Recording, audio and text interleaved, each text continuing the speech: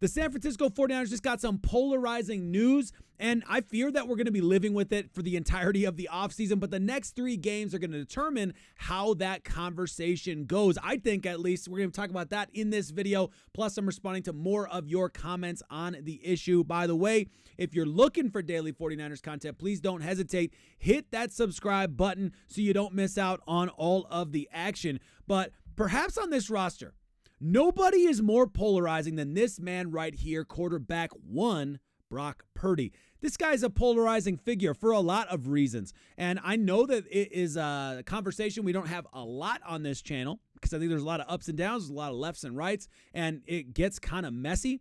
But we're going to dive into it a little bit today because of Diana Russini, who said yesterday the 49ers still view Brock Purdy as their franchise quarterback and plan on negotiating a long-term contract extension with him this offseason. Now, please let me know in the comments what you think about this news, whether you're happy about it or not happy about it. I'm, in general, happy about it. And I'll tell you, there's probably a lot less here than it looks. This shouldn't be a surprise. I think Brock Purdy's Kyle Shanahan's guy. I don't know that there's a better guy. We'll talk about a couple, but I don't know that there's a better guy out there to replace Brock Purdy in this exact moment. And so I think Kyle Shanahan's got a guy who is his type of quarterback, who's an anticipation thrower. Yeah, you'd love to have a little more zip on the ball. Sure, you'd love if his fingers were just a little bit longer, but you don't get that from him. You'd love if he was 3 inches taller. You don't get that from Brock Purdy. But what you do get from Brock Purdy is, generally speaking, a fairly accurate passer. Not so much in the last several games, but historically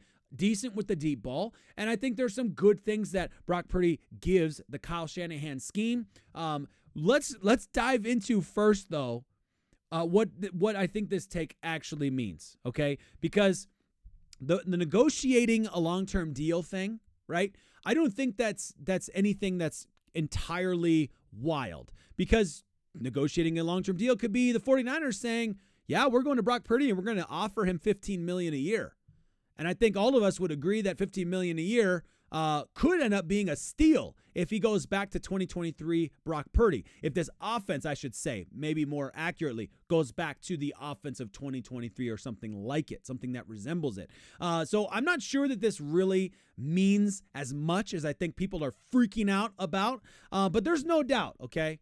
Brock Purdy's a good quarterback, all right? And we're going to get to the negative side, okay? So don't at me already in the comments, because we at least have to admit he's good. He's definitely a good quarterback. He's a heck of a lot better than the last pick in the draft would suggest, okay? And we're going to talk about the positive real quick. Some of the positives just from this weekend's game, okay? Or this week's game, I should say, because you can't tell me he's not a good quarterback. And there are folks out there that are saying, well, hold on now.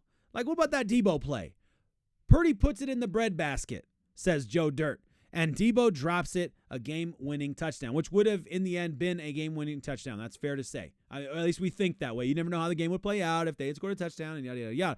But obviously, Purdy put the ball there, okay? And that wasn't the only great play. He had that unreal play to Ricky Pearsall. I took a little screen grab here to remind you of how the pocket had absolutely fallen apart. I mean, look at the offensive line on that one. Jeez Louise.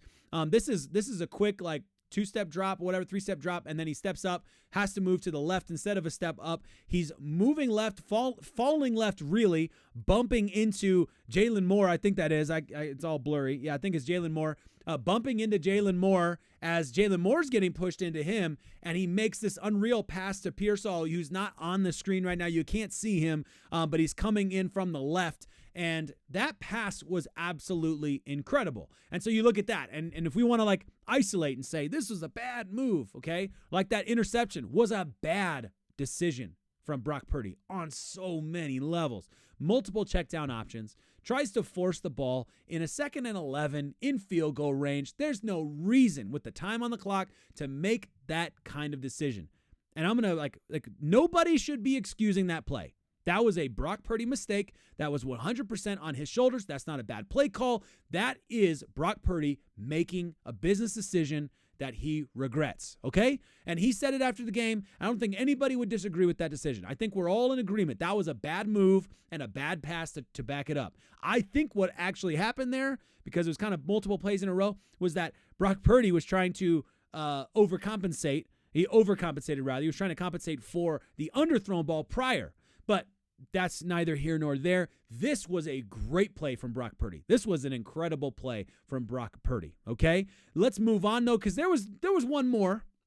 I don't think I have anything on this one, but I want to remind you also of that great explosive to George Kittle, who you could argue, some people argued a little bit about the placement of the ball. I'm not going to argue about that. It was an absolute dot to George Kittle in the middle of the field. It's a great play by George Kittle, but that's a scheming open sort of situation. That's a player making a great move and a quarterback recognizing it, anticipating it, as Brock Purdy does traditionally very well, although not perfectly this week. Throws that ball, hits him, great explosive. Would have loved to see more of that. Or some of those tunnel screens we saw earlier. Like some of that kind of stuff that we saw against the Bears. Would have loved to see more of that. But I digress. The point is that George Kittle, which is why he's in the thumbnail on here, George Kittle stands by his QB1, and he had a great play there. That was another great play by Brock Purdy. But there's a whole other range to the storyline here. There's a whole other range to this. And I don't know what happened to my Brock Purdy picture getting all blurry there. I don't have time to refresh it, so we're just going to have to live with it. But it's fair to say it's not the whole story. Agreed? He had a bad game. I mean, that interception was absolutely unacceptable. An unacceptable play, okay? Now, I think it would be fair to ask the question, if Deebo catches that ball, goes in for the touchdown, because the block was already there by Pearsall, it was just a walk-in for the touchdown. I think it would be fair to say, if Deebo catches that ball, and let's say one of the two George Kittle plays on the left side of the field, if he catches one of those or gets PI or something, I'm not sure we're as intensely negative on Brock Purdy. I still think we'd say it was a bad game because that interception, inexcusable. On top of that, and maybe he doesn't force it in that situation, I don't know. But on top of that, he had several passes that were either leading or short of the intended receiver. Not a good situation there, okay? Let's get into some of your guys' takes on it, okay? Because that's where I wanted to go with this. I want to get into some of your takes on this. The season is over. I'm not going to read the whole comment. Actually, some fair points in here, but Purdy needs to practice more in bad weather because Purdy still has problems playing in the rain. I still like Brock Purdy. I just hope that he improves this upcoming offseason, okay? So here's like the beginning of the negative range. This is like the start of the other side of the iceberg, right? Because as you kind of dive into this one, it kind of represents a guy who likes Purdy, like me. He likes Purdy. But we do have some problems that need to be handled. Absolutely. The bottom line is there's always going to be bad weather games. You're going to get bad weather games at home. You're going to get bad weather games away, especially when you're traveling over in the Northeast this time of year. That's going to happen. In the Midwest this time of year, that's going to happen. So does he need to work on that? Absolutely. I do think he's played okay in weather at times. So I'm not going to act like it's not possible for him to do it, okay? But it's a fair criticism. I hear you there. Then this one from Justin. Hire a new defensive coordinator and hire an offensive coordinator. Strengthen your offensive depth. Don't pay Purdy top dollar. Tank for draft. This is like, now we're really going on down in that iceberg. Now you're really underwater on this one, okay? In terms of your intensity, in terms of the negative energy here, okay? And thank you for the comment, Justin, on this one. Understand the argument for hiring a new defensive coordinator. This is going to be interesting. I'm not sure what Kyle Shanahan's going to do about this. I'm not sure. And we're going to have to wait and see how the defense plays the rest of the season to see if there's some clarity on that issue. On the offensive coordinator, I think it's an interesting take, but I think maybe more valuable is not an offensive coordinator. You've got that in Kyle Shanahan. He's proven he can be that guy. I think it's more so hire a game manager, somebody else who can do those thinking and crunching those numbers, because sometimes the game management decisions are not great, and we need to see better on that particular issue. And Kyle Shanahan, if he could just focus on the plays and have a guy in his ear just saying the game management decisions, even if it's somebody who's already up there, like a Kubiak or something, like somebody who's already up there, you're in charge of game management now. Okay, that's your job. You need to add that to your to-do list. Okay. And I already talked about Tank the Draft yesterday. You can watch that video if you're interested in there. Don't pay Purdy top dollar is another argument that a lot of people are making. Pay him if he'll take he'll take the right price. Okay, understand that argument. Excuse me. It's time to release Purdy. Now we're going all the way down to the bottom of the iceberg. It's time to release Purdy and Deebo bring back Sam Darnold and move mountains to bring back Greenlaw. Okay? Agree with Greenlaw. Good with that. Okay? Sam Darnold, I'm iffy on that one. Okay? Kyle's seen what he can get out of Sam Darnold, and Kyle was okay to let him go. Okay? We saw what KOC got out of Sam Darnold this season. Obviously, we're continuing to see it. They're going to go into the playoffs. We're going to see what happens. But I think what Sam Darnold does give you that Brock Purdy doesn't is the deep threat a little bit more appropriately, right? With a little more zip on the ball so the defense doesn't have time. That's the problem with the deep threat.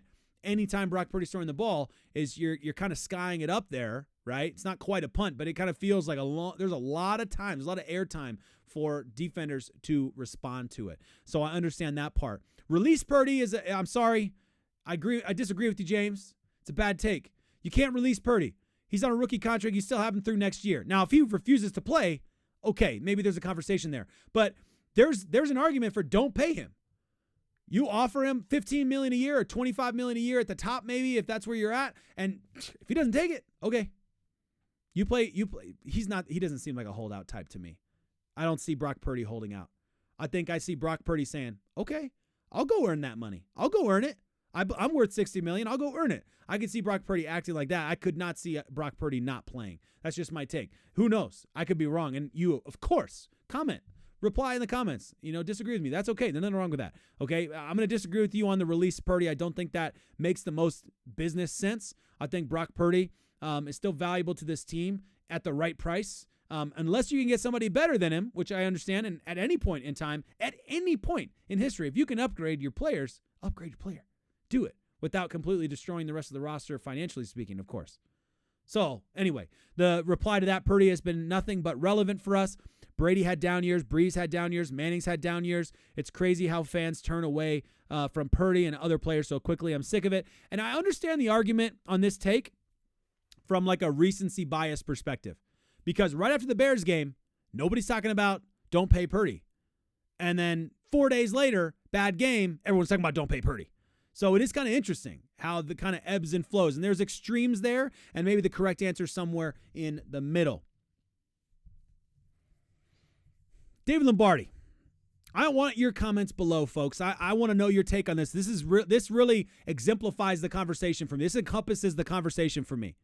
So at the bottom there, 95.7 the game, Emmanuel Acho is on the game, says this. If you're watching Brock Purdy play yesterday and on the other side of the field, you're watching Matthew Stafford, you're saying, I'm paying Brock Purdy $55 to $60 million? That's the question from Emmanuel Acho. Understand the argument. I think all of us have felt that way at times or felt some version of that, right? When you're seeing Josh Allen on the other side of the ball. And it's understandably be like, that guy's a $60 million quarterback, that guy isn't. It's easy to make that like argument. Those two guys, okay?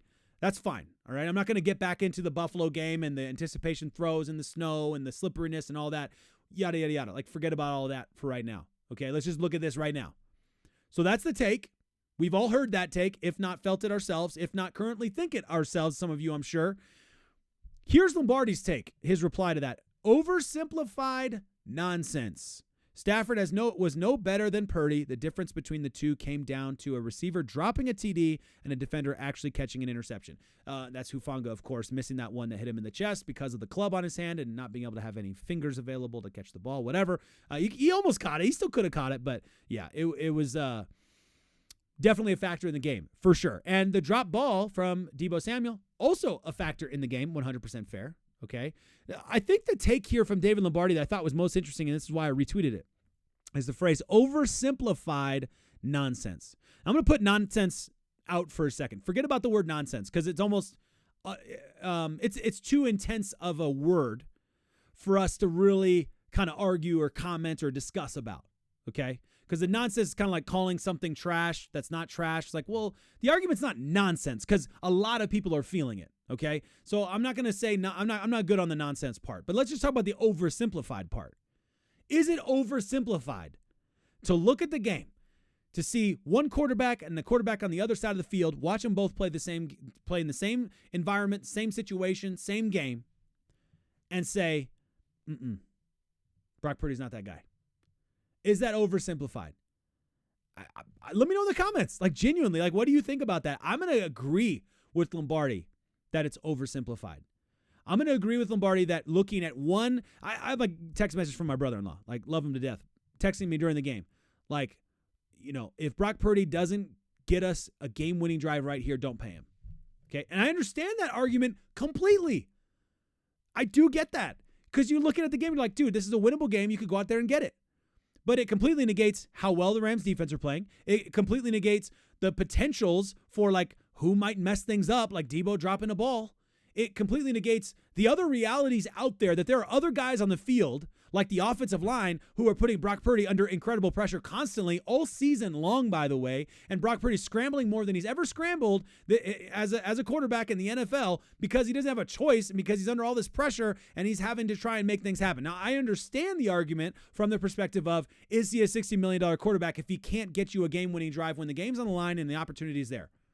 I get that. But you're also negating Kyle Shanahan's play calling, offensive scheme. You're negating all of that. Bad run game. The whole game long, their defense shut down the run game.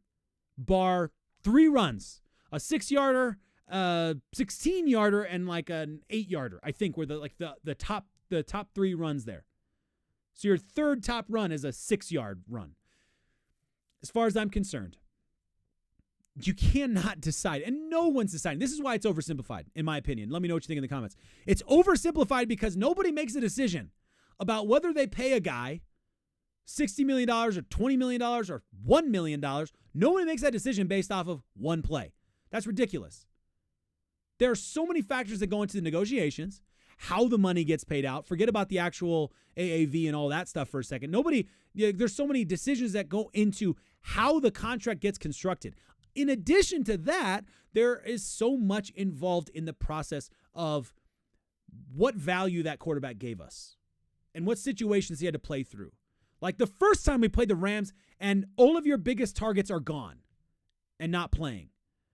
And Brock Purdy balled out without Deebo Samuel, without George Kittle, without Brandon Aiyuk. He balled out with Juwan Jennings, who this offseason signed a mediocre wide receiver deal. Like, that's just the flat out is what it is. So this offseason, Juwan Jennings accepted terms to be a mediocre wide receiver, and he balled out against the Rams, and they lost that game. And he was the most upset guy. He is a tone setter. I love him. He should have been paid way more because he is so much more valuable to this football team. And that's my case in point right there. Juwan Jennings is a perfect example. It's all about situation. It's all about how things are playing out. And it's the whole thing. It's not just one little thing. So I'm going to agree. I think David Lombardi's best take has been that it's oversimplified. There's no reason to oversimplify things this intensely. But that being said, I'm not going to say it's nonsense. I'm not going to say it's completely nonsense. I get the point of view Emmanuel Acho is coming from. I get the point of view many of you felt the same way after the Bills game. Many of you felt the same way after this week. I get it. All right, I'm with you there. I understand it, okay? I'm not going to call it nonsense, but I do agree it's oversimplified. I do agree teams don't pay guys. And I'm not sure Emmanuel Acho believes that teams play guys. I don't believe he thinks that. They just pay guys off of one thing. But it's at least fair to say that it's oversimplified. Now let's reminder that we're 7 days away, which means no football for the 49ers, of course, today. I'm sure you already know that by now. 7 days to Miami Dolphins. I'm hoping, of course, for the 49ers to come out strong. A lot of news to get to this week. I'll be carrying you through all of it. Make sure you're subscribed, and I really look forward to what you have to say in the comments. Thank you so much for being here. Have a fantastic Sunday.